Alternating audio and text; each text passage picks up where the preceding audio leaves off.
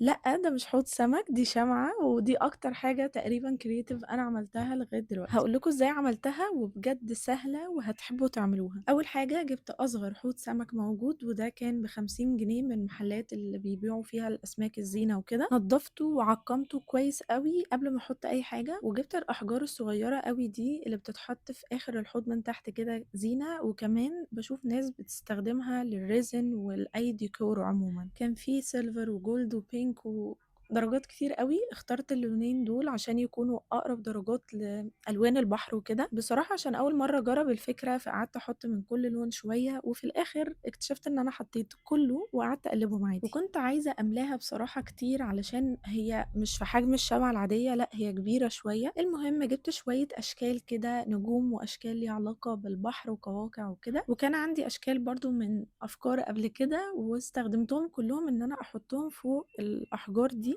علشان تدّي شكل البحر، وحاولت أرتّبهم وهو الموضوع عشوائي جدًا يعني على حسب ترتيب إيديكم، يعني أنا باحرّك كل حاجة من مكان للتاني وهيحصل مفاجأة كمان شوية هتغيّر كل التوقعات اللي أنا عملتها دي الحمد لله. المهم من ضمن القواقع الصغيّرة دي قصّيت الجزء اللي فوق لإن هي المفروض يعني للسلسلة أو كده، وحطيتهم برضه علشان يكونوا حقيقيين أكتر، وأول مفاجأة حصلت هي وقت ما حطيت المَيّة، كل حاجة بدأت تتحرك من مكانها وتعوم. بصراحة قبل ما أحط المَيّة كنت متوقعة حاجة زي كده تحصل، فتمام عادي، كده الترتيب عشوائي أوي، فمش هتفرق إن أنا أرتّبهم تاني بعد ما أملى المَيّة. وبدأت أرتّبهم تاني بعد ما مليت المَيّة للكمية اللي أنا عايزاها بالمقص ده، واتأكدوا إن هو نضيف علشان ما يغيّرش في شكل المَيّة. الشكل ده بقى من فوق كان عاجبني أوي، أوي. جِبت شمع قديم عندي وحطيته على النار برضه في حاجة قديمة، ولمّا ساح طلّعت منّه اللي هي الخيط اللي بيكون فيه علشان هنستخدمه تاني، ونيجي على أسوأ مرحلة إن أنا نزّلت الشمع بقوة،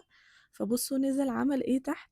بس بصراحة دي أكتر حاجة عاجباني في الشمعة، بعد أمّا كانت مضايقاني حسّيت إن هي عملت mood كده مختلف للشمعة عجبني. بعد أمّا حطيتها وهي سخنة كده جِبت الخيط أو الفتيلة اللي هي بتكون في النُص اللي بنولّع فيها في الشمعة، وعملت لها الخشبة دي عشان أثبّتها إن هي تفضل موجودة لحد ما تنشف. بعد كده نشفت وده شكلها الأخير. أنا مش متخيّلة إن التفاصيل اللي جوّه لمّا الشمعة نزلت بالغلط منّي تبقى أكتر حاجة عجبتني وحاسّاها غيّرت شكل الشمعة خالص. عشان كده كنت باقول لكم إن في مفاجأة تانية على أساس إن دي المفاجأة الوحشة التانية، بس بصراحة النتيجة عجبتني وما زعلتش خالص من اللي حصل، وعجبت ماما أوي وعايزاني أعمل لها واحدة تانية، وبس كده.